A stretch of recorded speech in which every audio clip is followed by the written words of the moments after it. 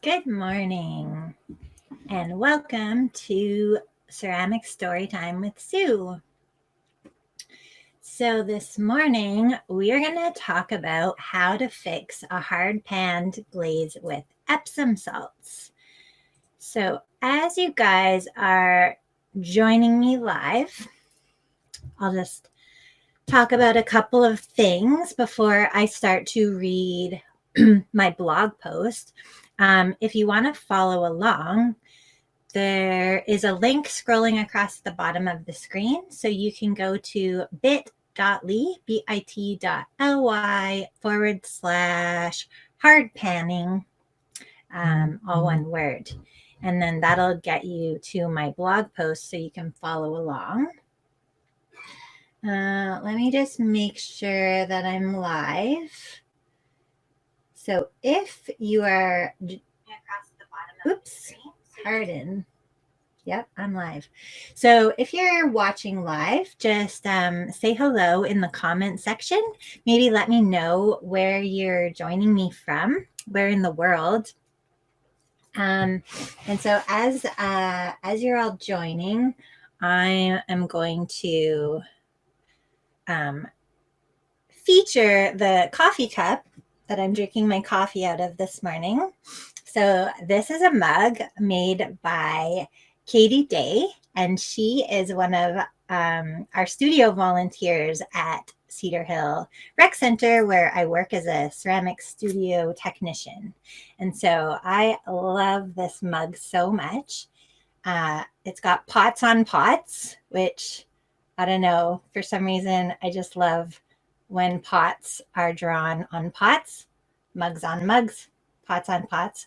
I remember taking ceramics history back when I was at Kootenai School of the Arts. And Pamela, my teacher, she always pointed out when they would draw pots on pots. So that kind of stuck with me. So this story time brought to you by Katie Day's Pots on Pots mug that I'm drinking my lovely coffee out of.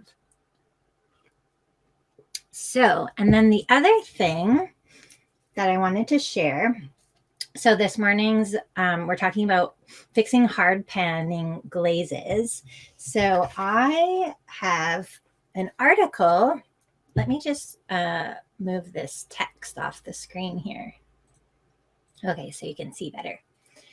So in this month's copy of Ceramics Monthly Magazine, I don't know if you can see Tech, Fixing Hard Pan Glazes. So I have an article in this, in the October issue, Technophile Hard Pan Glazes. So if you have the October 2020 issue of Ceramics Monthly Magazine, it's on pages 90 and 91.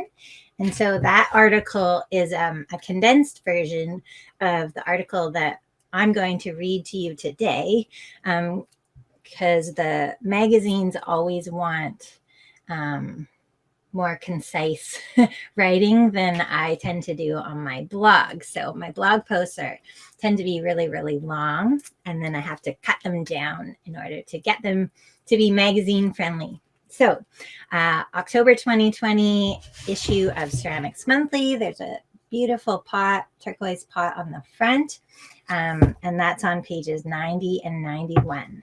So again, if you're joining me live, please say hello in the comment section. Let me know where you're joining me from, and then I'm going to get started reading my article. So again, you can follow along by heading to bit.ly/hard panning, and that will bring you to this blog post on my website, How to Fix a Hard-Panned Glaze with Epsom Salts. And if you want to download this blog post as a PDF, there is a link to do that as well. You just click this button here and then enter your email address, and then I will send you the PDF of this blog post.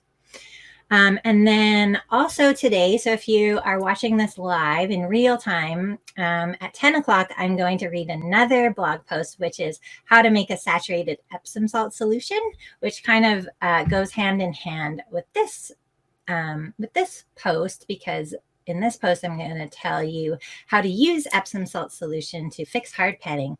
And then at 10 o'clock, if you want to come back and join me live then I'm going to tell you how to make a saturated Epsom salt solution. So I'm going to get started here. And if you have any questions while I'm reading, please just type them in the comments and then I will be able to answer them for you live here. So, how to fix a hard-panned glaze with Epsom salts.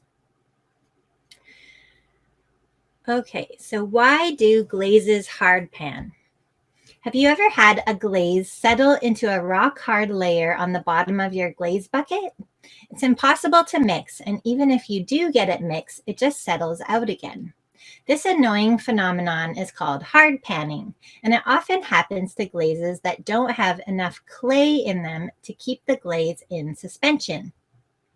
Clay is a very light material and is the main suspending agent in our glaze recipes. Our glazes are made up of rocks that have been ground up into a fine powder. Naturally, they would just sink, like rocks, to the bottom of the glaze bucket. Next time you make 10 kilograms of glaze, think about how hard it would be to stir a 10-kilogram bucket of rocks with a spatula. But when we add clay to our glazes in the form of kaolin, ball clay, or bentonite, the clay helps to keep the heavy particles in suspension, floating around the bucket, and very easy to stir with a spatula. For this reason, it's ideal to have at least 10% clay, kaolin, or ball clay in any glaze recipe. For glaze recipes that contain little to no clay, 1 to 2% bentonite can be added with little to no effect on the fired results.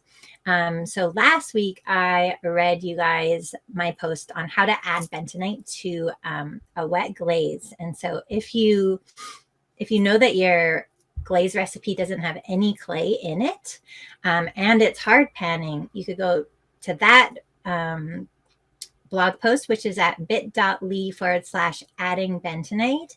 And you can figure out how to get bentonite into your glaze. And that is the first step to preventing hard panning. But then what do you do if your glaze is already hard panning? So that's what we're going to talk about today. So bentonite is also clay, but it's much finer and has a smaller particle size and higher surface area than kaolin or ball clay. Because of this, it's a much more powerful suspending agent. 1% bentonite has approximately the equivalent suspending power as 5% EPK. So if your glaze recipe has no other clay in it, I would add 2% bentonite. If your glaze has some clay, but less than 10%, I would add 1% bentonite. This should be enough to keep your glaze suspended and prevent hard panning. If you're mixing a new glaze with little to no clay in the recipe, you can add the bentonite to your recipe to start out with. It's always better to prevent hard panning than to have to fix it later. If your glaze is already mixed and hard panning, update your recipe now by adding 1 to 2% bentonite to it, so you'll remember to include it next time you mix a new batch.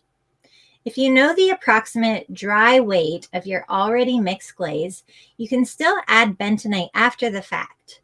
Just make an educated guess of the dry weight based on the last batch size you mixed and how much you've used since then. It doesn't have to be exact. Around 1 to 2% of the dry weight will be fine. Before you start adding bentonite to your mixed glaze, you may want to read my blog post that I was just mentioning earlier, how to add bentonite to a wet glaze, to learn about the challenges of adding bentonite to a wet glaze and how to get around them. So my glaze has clay in it and it's still hard panning.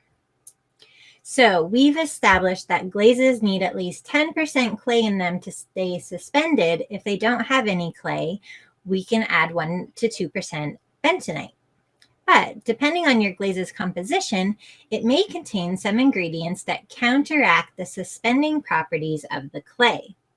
This means your glaze could have over 10% clay in it and still have trouble staying suspended. This usually happens in glazes that contain some form of soluble sodium. A lot of glazes contain sodium, which is one of our primary fluxes that get the glaze melting in the kiln. When the sodium remains as a solid particle suspended in water, it has no effect on the glaze's properties in the bucket. But if some of that sodium dissolves in the water, the glaze can become naturally deflocculated. Clay particles have positive and negatively charged sides and edges. They attract each other like magnets. This attraction is what helps keep the clay particles keep the rest of the glaze suspended. But when positively charged sodium ions bond with clay particles, deflocculating them, they go from having positive and negatively charged sides to having only positively charged sides. Since two positives repel each other rather than attract each other, their suspending properties are gone.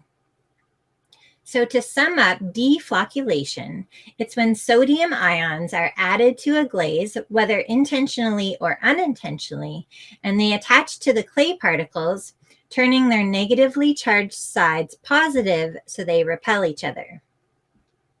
So in this image, these hexagon shapes are clay particles. And so normally they have positive and negative charges, but when you add the sodium ions, the sodium ions are positive and they are attracted to the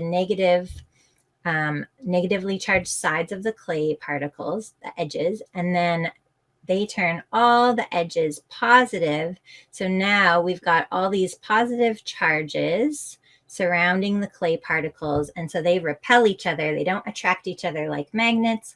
They repel each other like two of the same side, two positive sides of a magnet, how they don't stick together. So deflocculated glazes often have a thick layer of water on top before mixing, and then they settle fast after mixing. They dry almost instantly after dipping the bisque. In order to fix a naturally deflocculated glaze like this, we can add a flocculant and get the clay particles attracting each other again, which will help keep all the other particles suspended in the bucket. So you can fix your hard-panned glaze with Epsom salts. The two main reasons why your glaze is hard panning.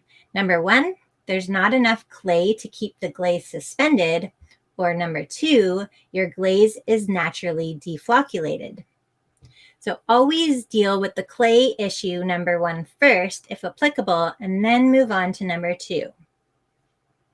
So if there's not enough clay, you're going to want to add a bit of clay, usually in the form of bentonite, in order to keep your glaze suspended. If you already have clay in your glaze recipe, then there's a good chance if your glaze is hard panning that your glaze is naturally deflocculated. And so you're going to want to flocculate it. Flocculation and deflocculation can only affect clay particles. So if your glaze doesn't have any clay particles, it's not naturally deflocculated, and flocculating won't fix anything. A glaze needs clay particles for flocculants and deflocculants to have any effect.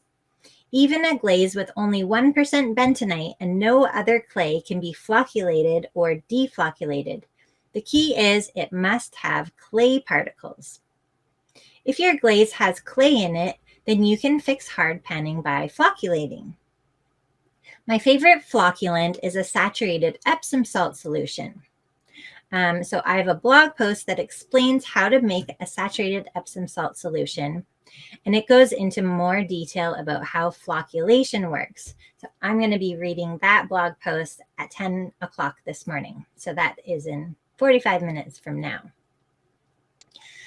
The video below shows a hard-panned glaze that contains 90% Frit 3110 and 10% EPK. Frit 3110 is one of those materials that contains soluble sodium. So even though this glaze has 10% clay in it, it is naturally deflocculated and hard panning. In the video, I add saturated Epsom salt solution a few drops at a time until the glaze is flocculated and stays in suspension. So let's watch this video here.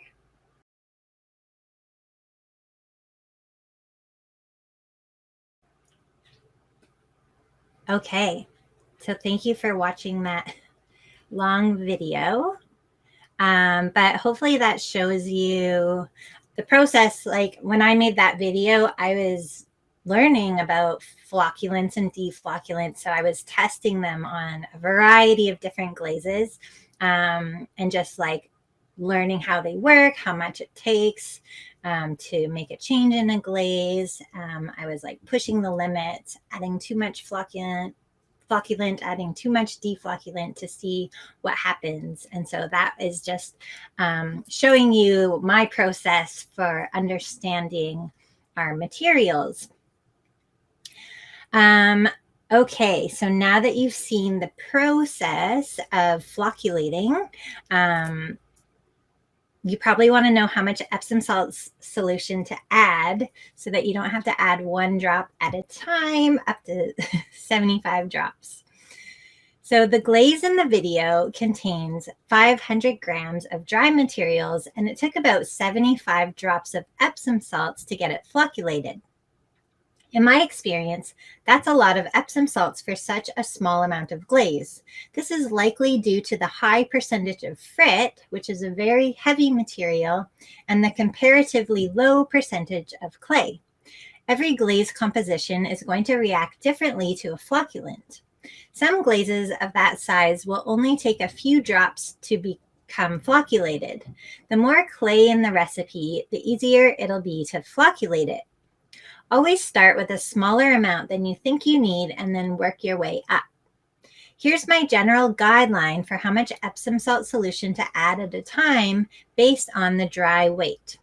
So up to 1,000 grams of dry weight of glaze, I would add a drop or 2 at a time.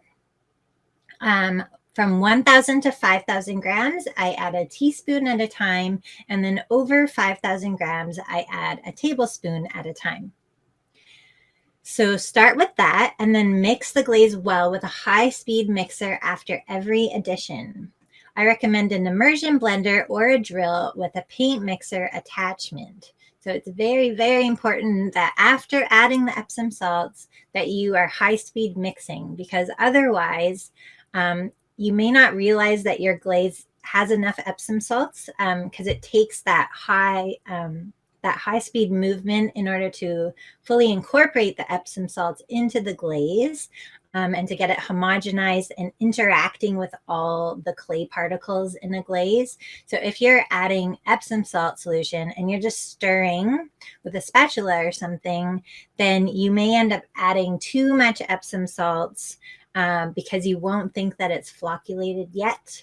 And then your glaze might become too thick. And then you're going to be like, my glaze is too thick. And then you might try deflocculating, and you can go back and forth a little bit, but it's not recommended if you can avoid it. And you definitely can't keep flocculating and deflocculating forever. So always start with less than you think you'll need, high-speed mix, and then check to make sure the glaze hasn't thickened before you add more. So if the amount you're adding is having zero effect, you can increase the amount. Keep adding Epsom salts and high-speed mixing until you notice the glaze noticeably thicken, then stop. A flocculated glaze will stick to your finger rather than run off back into the bucket. And a flocculated glaze will come to an abrupt stop soon after the mixing stops. if you stop mixing and the glaze keeps swirling around and around the bucket, it's probably not flocculated yet. So if you were watching the video that I just showed in the beginning when I was mixing, then the glaze would just keep swirling around, and you can see like the bubbles on the top of the glaze going around and around. And then after flocculating, when you're mixing and then you stop mixing, it just swirls around like once, maybe twice, and then it stops. And that's a good sign that your glaze is flocculated. Hi, Gemma. Hey. Yeah, if you're watching live, please say hello in the comments. I would love to interact with you. Okay, so let's talk about extreme cases of hard panning.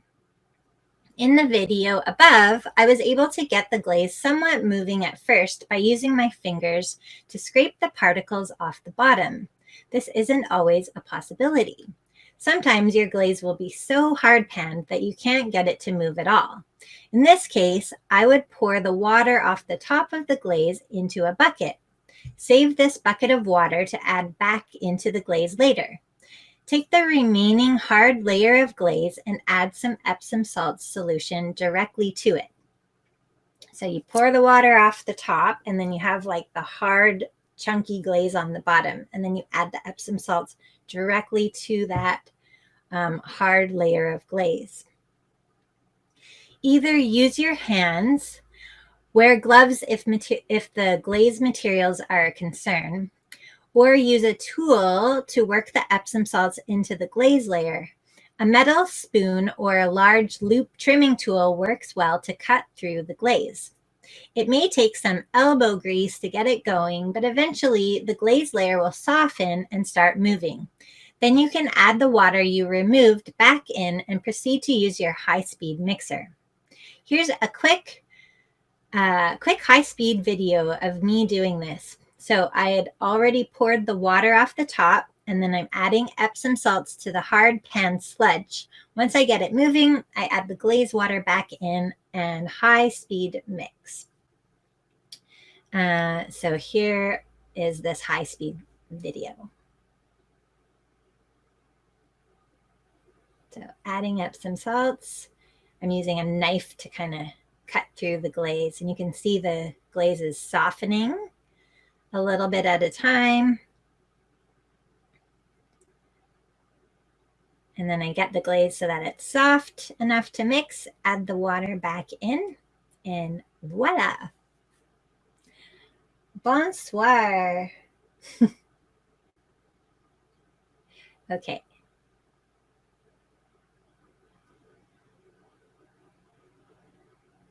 There, so that is how I do that. So I hope the article gave you some insight to not only fix your hard pan glaze, but to assess its cause so you can prevent it from happening in the future. And that is the end of my presentation on how to fix a hard pan glaze. So again, I'm going to be coming back live in this group at 10 o'clock. So that's in 25 minutes from now. And I'm going to read my blog post, which is how to make a saturated Epsom salt solution to flocculate your glazes. And so I'm going to also be talking a bit more about how flocculation works in that blog post. So I will see you in about 25 minutes. And